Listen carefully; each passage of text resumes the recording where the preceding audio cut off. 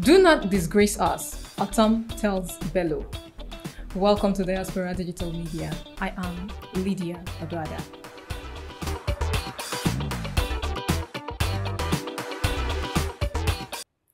The former governor of Benue State, Samuel Ortom, has publicly advised Yahaya Bello, the former governor of Kogi State, to face the Economic and Financial Crimes Commission, EFCC.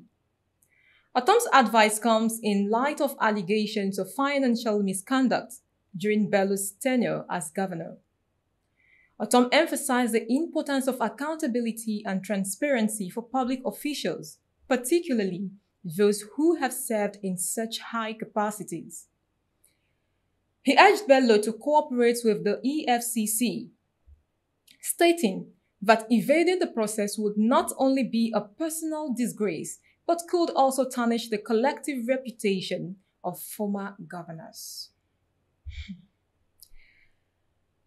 Ortom said this during a Thanksgiving service organized by his former appointees to mark his 63rd birthday at the Redeemed Christian Church of God, RCCG, regional headquarters in Makurdi on Sunday, the 28th of April, 2024.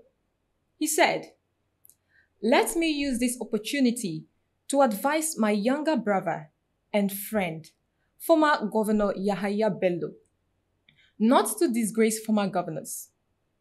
If you are called to come and account for your stewardship by the Economic and Financial Crimes Commission, you do not need to hide from EFCC. You do not need to resist arrest or anything. Go there and explain. EFCC are humans who are doing their work. If they are making inquiries, the laws are there." I have tried to get him on the phone. I could not. I tried those around him, but I could not. I want him to note, wherever he is, if he can hear me from there, he should go before the EFCC. Meanwhile, Senator Natasha Akpoti-Uduaghan, representing Kogi Central Senatorial District, has publicly endorsed the EFCC's investigation into the alleged financial improprieties of the former governor of Kogi State, Yahaya Bello. The senators call for the former governor to respect the laws and constitution of Nigeria by responding to the EFCC's invitation is a reminder of the democratic principles that govern the nation and the expectation that justice should be served without prejudice. Meanwhile, reports have it that Yahaya Bello, the former governor of Kogi State, has plans to leave Nigeria. It has been suggested that Bello is under investigation by the EFCC and he is considering fleeing to a North African country, specifically Morocco. This speculation arises amidst claim that one of his wives, who manages the investment, is currently residing in that region. Bello possesses passports from 2 different countries, potentially facilitating his travel. The situation is compounded by the arrest of his aide-de-camp and other security details on suspicion of aiding his escape from EFCC operatives. These developments have led to heightened scrutiny and calls for vigilance among security agencies to prevent his departure through any national border. EFCC went to Bello's house. Governor Ododo came with his immunity as the governor to whisk Bello away. EFCC declares Bello wanted. Bello says he wants to come to court, but he is afraid of arrest. And boom, Yahaya Bello is escaping to Morocco. Does it look like similar scripts from the past? Well, the EFCC boss has said he must get hold of Bello or resign. The nation is watching the superscript as it is being played out by the characters in it.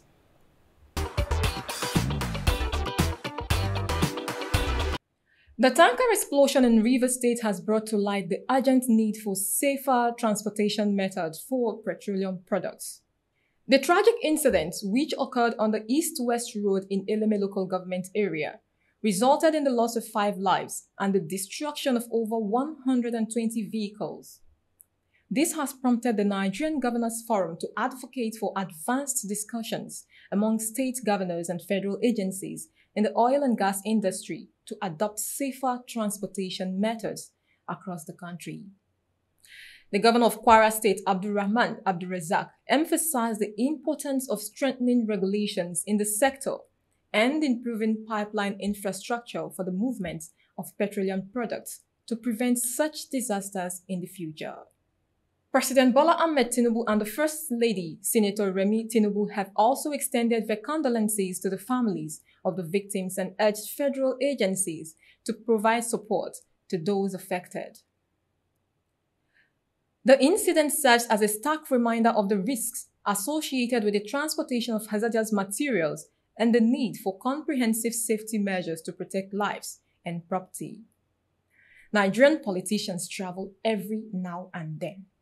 And sadly, the saying that traveling is part of education is not applicable to them. Politicians should learn from other nations safety means of transporting petroleum products and bring the same home.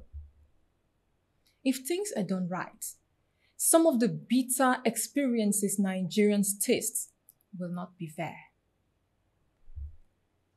Fuel scarcity in Nigeria is a complex issue with multiple contributing factors.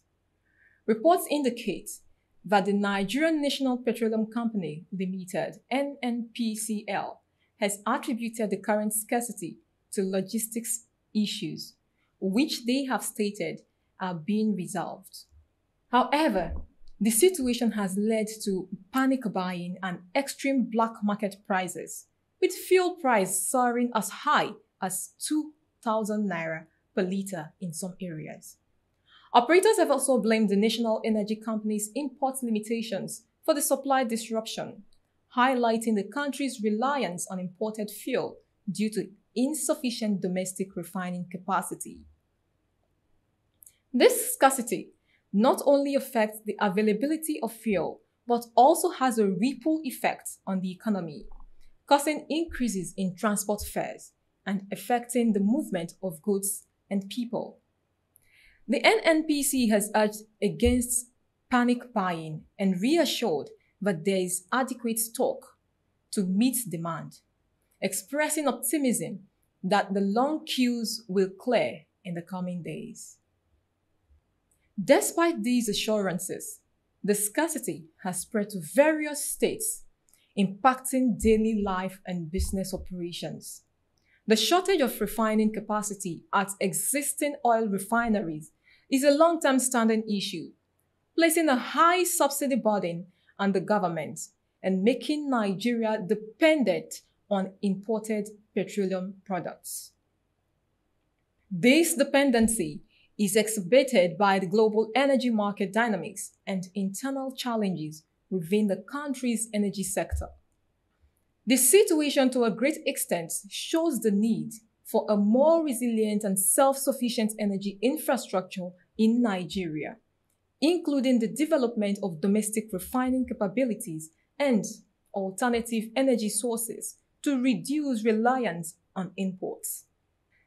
The scarcity of fuel has led to long queues at the few stations that do have supplies, with prices reaching exorbitant rates far above the official price.